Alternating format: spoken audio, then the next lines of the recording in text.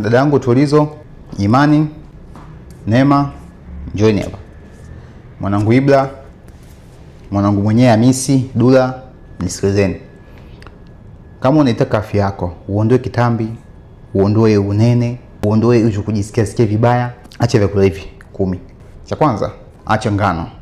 Kifupi tu nikizungumzia hivi chapati, maandazi, mikate, hivyo ni ngano. Chakula chote ambacho kinatengenezwa ngano, acha kwa muda.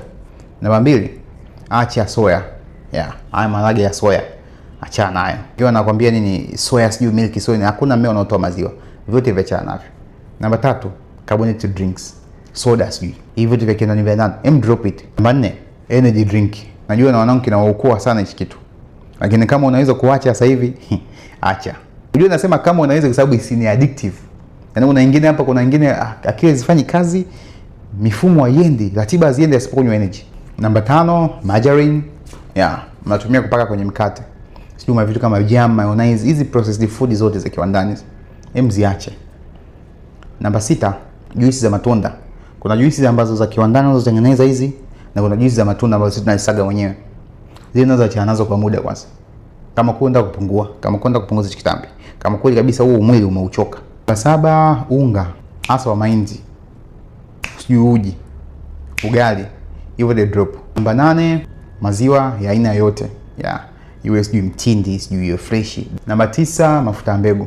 Hizi vyakula vingi ambavyo tunakula mtaani vimepika mafuta ya mbegu. So maamuzi ni yako. Upike, uandae chakula chako mwenyewe, au uendelee kula mafuta ya mbegu in moderation. Na muhimu zaidi, acha pombe. Pombe ni kitu ambacho kinawakwamisha wanangu wengi sana. Siku hizi kwa wanawake kwa wanaume. Mbaya zaidi ni iko very addictive pia. Kuna mtu mwingine michongo iende bila kunywa pombe. Najua sometimes safari ya kupungua ni ngumu, lakini usifanye iwe ngumu zaidi kwa kuacha, kwa kuquit, kwa kukata tamaa kila baada ya miezi miwili au kila baada ya wiki mbili. No, unahitaji kufanya consistency kwa muda mrefu. Na kupungua inakuja kama reward tu.